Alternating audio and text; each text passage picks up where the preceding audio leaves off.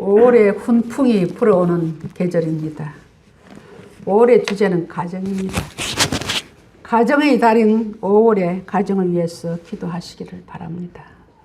부모님을 위하여, 자녀들을 위하여, 부부를 위하여 기도하시기 바랍니다. 가정의 평화와 화목, 건강과 평강을 위해서 기도하시기 바랍니다. 오늘은 믿음의 계보를 이어가는 가정이라는 제목으로 말씀을 전하고자 합니다. 하나님께서 최초로 세우신 두 공동체는 교회와 가정입니다.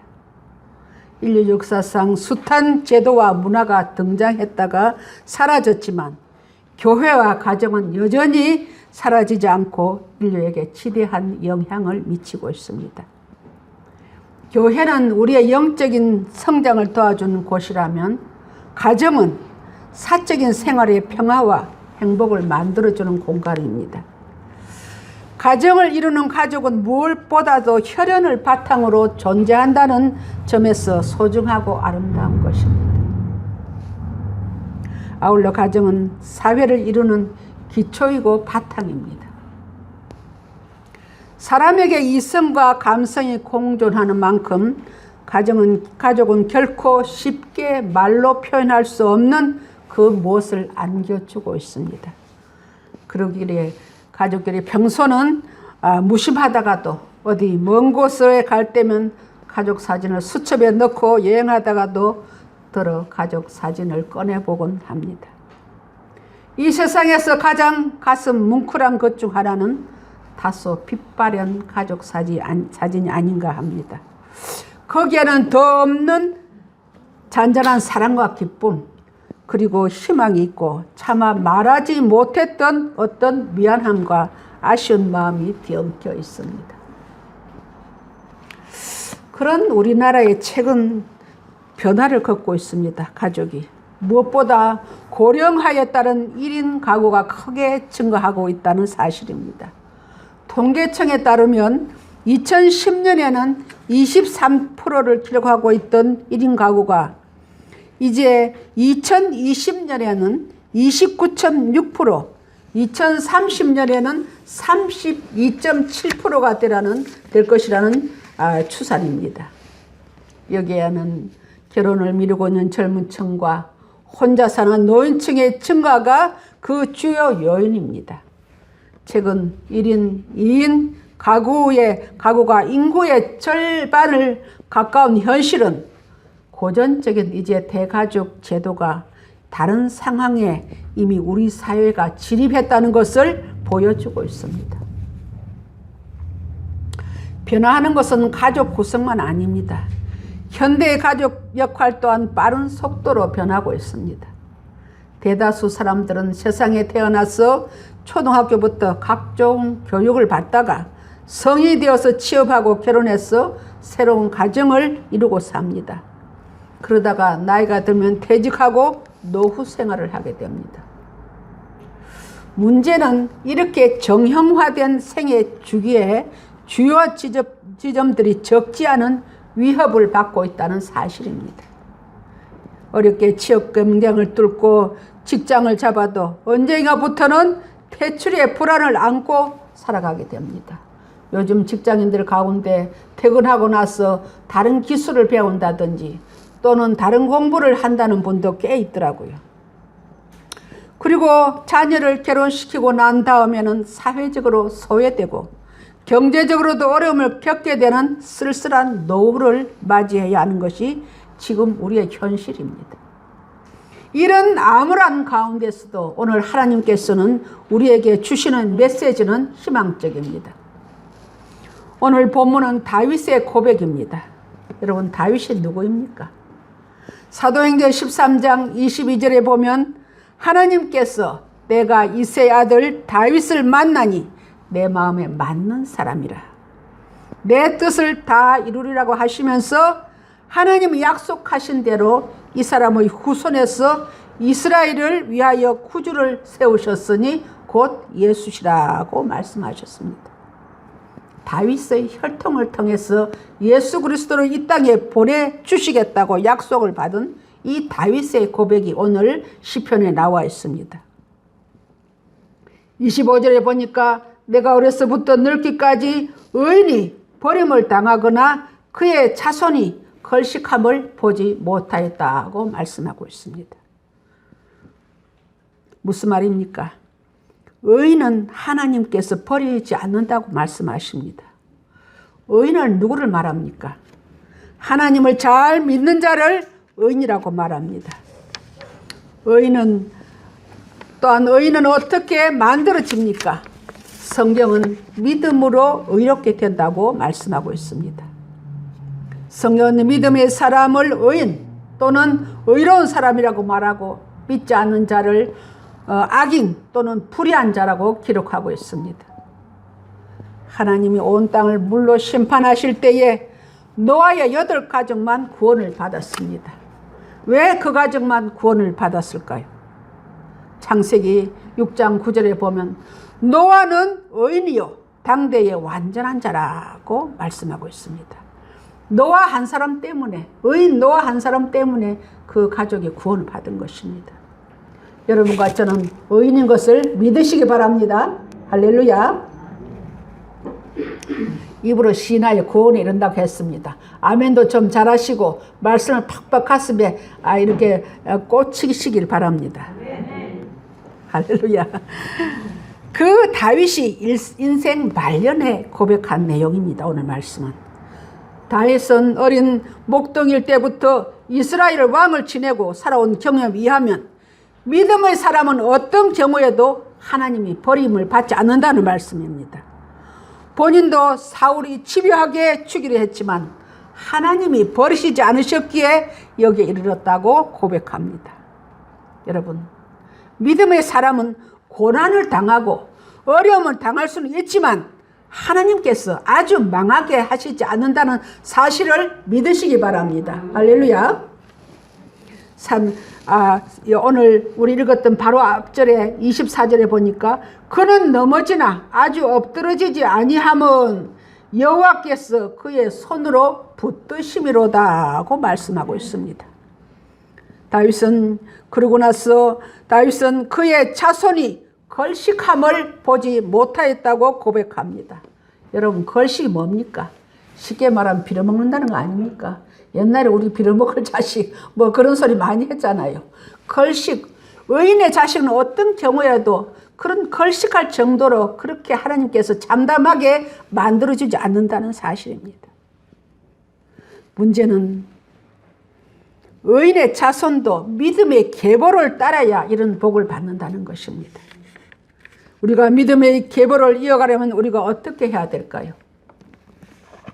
첫째로 믿음의 계보를 이어가려면 나 자신이 의인의 반열에 서야 합니다. 할렐루야. 교회만 여러분 왔다 갔다 한다고 의인이 되는 것은 아닙니다. 어떠한 악조건에도 하나님 말씀에 굳게 서서 있는 자를 하나님께서 의인으로 인정해 주십니다. 예수님께서 말씀하셨죠. 청함을 받은 자는 많되 택함을 받은 자는 적다고 말씀하셨습니다. 많은 사람이 이렇게 청함을 받죠. 그러나 하나님 택한 자는 아주 적은 소수입니다. 얼마 전에 지난 목요일인가요? 총회에서 목사 안수식이 있어서 안수연으로 경상북도 김천을 다녀왔습니다. 오랜만에 코로나가 좀 해제되고 나니까 얼마나 많은 사람이 흩어져 왔는데 예식이 목사 안수 예식이 12시인데요. 그냥 너무 밀려가지고 차가 밀려가지고 그냥 1시간이 늦었습니다. 얼마나 미안했는지요.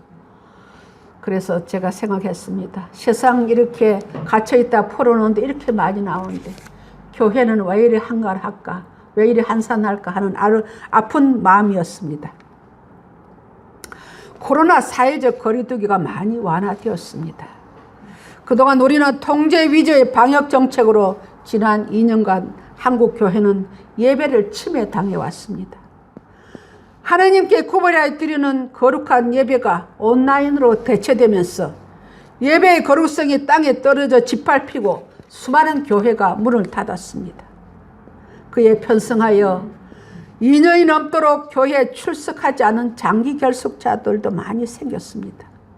여러분, 의인의 반열에 서려면 환경의 지배를 받아서는 안 됩니다. 어떠한 악조건에도 하나님께 예배드린 자를 하나님이 인정하십니다.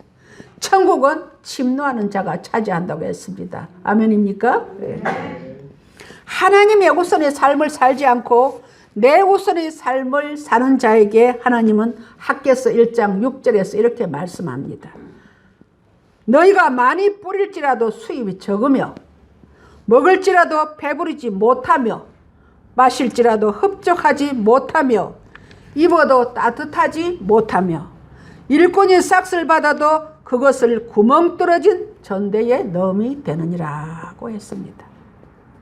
이 말씀은 하나님을 뒷전으로 미루고 자기 일에 바빴던 사람, 하나님께 드리는 예배를 소홀히 하고 자기 일에 몰두했던 사람, 하나님께 드리는 일에 인색한 사람, 교회 일보다는 세상의 일이 우선이었던 사람들을 향하여 하나님께서 책망하시는 말씀입니다. 의인은 어떠한 환경에서도 하나님을 예배하고 하나님을 기쁘시게 하는 자인 줄 믿으시기 바랍니다.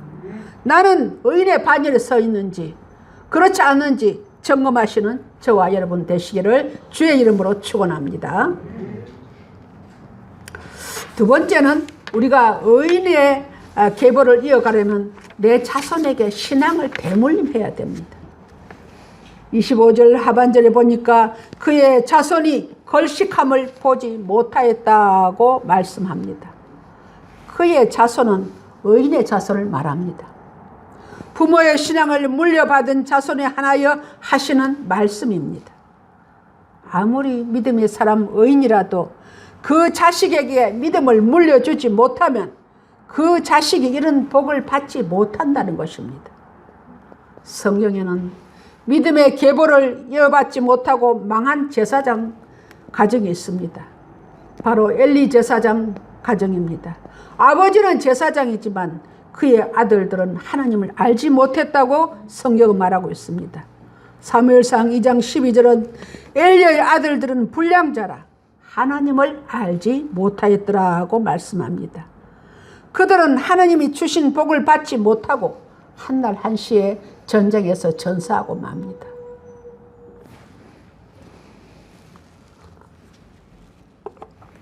여러분, 저는 기회 있을 때마다 가정 복음화를 강조합니다. 제가 뼈저리게 경험한 일이기 때문입니다. 제가 예수 믿은 지 50년이 넘었습니다만 믿음의 조상을 둔 자손과 믿음의 조상이 없는 자손이 얼마나 차이가 나는지 저는 목회를 하면서 절실히 체험했습니다. 저는 당대 예수 믿은 사람이거든요. 믿음의 조상을 가진 동료는 30분만 기도하면 응답을 받는데 저는 3시간을 기도해야 하나님이 일하셨습니다. 저는 믿음의 조상을 두지 않는 것이 한이 되었어. 아이들이 어렸을 때부터 내가 믿음의 조상이 되었다고 작심을 하고 저녁마다 둘러앉아서 가정예배를 드렸습니다. 저 막내가 3살 때서부터 가정예배를 드린 것 같습니다. 지나가 보니 그것이 제 일생에서 잘한 일인 것 같습니다.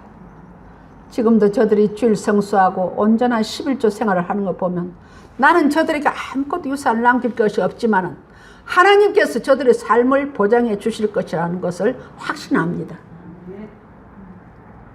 지금도 저는 기도합니다. 우리의 가정에 믿음의 계보가 자자손손 이어지게 해달라고 기도합니다. 이제 저로부터 3대가 믿음의 계보가 이어졌습니다. 여러분도 믿음의 계보를 개선하시기 바랍니다. 제 신학교 동기 중에 이런 분이 계십니다.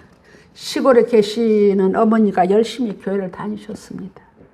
기회 있을 때마다 아들에게 야 예수 믿으라 예수 믿으라 그렇게 어머니가 전도를 하셔도 어머니 나중에 믿겠습니다. 돈 좀 벌고 나서 믿겠습니다. 늙어서 믿겠습니다 라고 미뤘다고 합니다. 어머니가 이제 연세가 들으셔서 새벽기도 가실 때마다 지팡이를 짚고 교회를 가셨답니다. 그 지팡이를 짚고 교회 가신 어머니가 또 세월이 흘러서 이제 돌아가셨습니다. 장례를 마치고 집으로 돌아오는데 뱃돌 위에 어머니가 새벽기도 가시면서 짚고 다니는 지팡이가 눈에 들어왔습니다. 그 아들이 그 지팡이를 보고 대성통곡을 했습니다. 어머니, 이 불효자를 용서해 주십시오. 노고에도 지팡이를 짚고 이 못난 아들을 위해서 기도하셨는데 이 못난 아들은 어머니의 소원을 들어드리지 못했습니다. 늦었지만 이제부터 예수 잘 믿겠습니다 라고 약속하고 그 후에 목사가 되었습니다. 여러분, 우리가 기도하면 내 당대에 이루어지지 않는다고 해도 내가 이 세상을 떠난 후에도 기도가 응답된다는 사실을 믿으시고 자녀들의 믿음을 위해서 기도하시기 바랍니다. 할렐루야. 제가 목회를 오래는 안 했지만 거의 10년 가까이 목회를 했는데 참 목회 여정에 기억에 남는 분들이 계십니다. 그 중에 고 김영준 장로님이 계십니다. 그 아드님 김선철 집사님 가정에 지금 앉아 계시지만 장로님은 이북에서 부모 때부터 예수를 잘 믿는 가정이었습니다. 6.25 때 월남하셔서 믿음 생활 하시다가 우리 동네로 이사 오셔서 우리와 같이 믿음 생활 하셨다가 소천하셨습니다. 우리 김 장로님의 믿음의 생활은 성도들이 기감이 되었습니다. 여러분 여기서도 기억하시는 분들이 계실 것이지만은 항상 내외분이 1시간 예배 적은 1시간 전에 오셔서 예배를 위해서 준비하며 기도하셨습니다. 여러분 아직도 한국 사회에는 여목사에 대한 편견이 있습니다. 그런데 장로님은 전혀 개의치 않으시고 딸 같은 주의 종에게도 깍듯이 예우를 하셨습니다. 목사님, 우리 선철이 결혼합니다. 목사님 주례해 주십시오. 목사님, 우리 손녀딸 첫돌입니다. 목사님 예배 인도해 주십시오. 지금도 가을이면 제가 기억이 납니다. 꼭 서리태 2마리를 사셔가지고 한 마리는 당신 잡수시고 한 마리는 주의 종에 선물하신 것도 지금도 기억이 납니다. 그 믿음이 자녀들에게 전하여져서 또 큰 아드님이 타교의 장로님이십니다. 또 이렇게 따님도 타교의 집사님, 우리 김 집사님 막내인데 우리 또 동네에 이사 오셔서 같이 믿음 생활하고 있습니다. 그 장로님과 그 아드님 큰아들 장로님과 따님 집사님 아직도 아버지가 소천하신 지도 몇 년이 지났는데도 아직도 저희 교회가 어렵다고 매달 감사 헌금을 보내고 계십니다. 장로님은 가정은 이제 4대째 믿음의 가문을 이어가고 있습니다. 여러분 다른 것 자랑하지 마시고 믿음의 계보가 이어지는 것 자랑하시기를 주의 이름으로 축원합니다. 여러분 자식들한테 아등바등 남겨주려고 하시지 마시고 믿음의 유산 남기시기 바랍니다. 저들의 믿음을 위해서 처절하게 기도하셔야 합니다. 저는 우리 성도님들의 자녀들이 교회에 나오시다가 요즘은 쉬고 있는 것을 보면 제 마음이 가슴이 아립니다. 저들의 영혼을 위해서 금식하며 작정하며 기도하십시다. 언제든 나오겠지 하고 가볍게 생각하시지 마십시오. 미국 청교도 운동의 대각성 운동을 주도했던 조나단 에드워드 목사님이라고 계십니다. 이 목사님은 믿음의 계보가 8대로 이어졌습니다. 메이플라워호를 타고 청교도들이 온 때가 한 250년 정도 되거든요. 그때부터 그 목사님의 그 가정의 믿음의 계보가 8대로는 한 250년 정도. 그 후손이 정계나 재계, 학계, 법조계에 망라에 있지만 목사님만 8대에 걸쳐서 116명이 배출되었다고 합니다. 예일대학 안에 조나단 연구센터를 세워서 이 가정이 복받는 비결을 연구를 했답니다. 그런데 아무리 연구해도 그 비결은 신앙의 유산이었다는 것입니다. 온 가족이 예수님을 믿고 교회 나와 하나님의 말씀을 배우고 그 말씀대로 행하며 사는 자들, 그 가정이 복되고 형통하고 행복한 가정인 줄 믿으시기 바랍니다.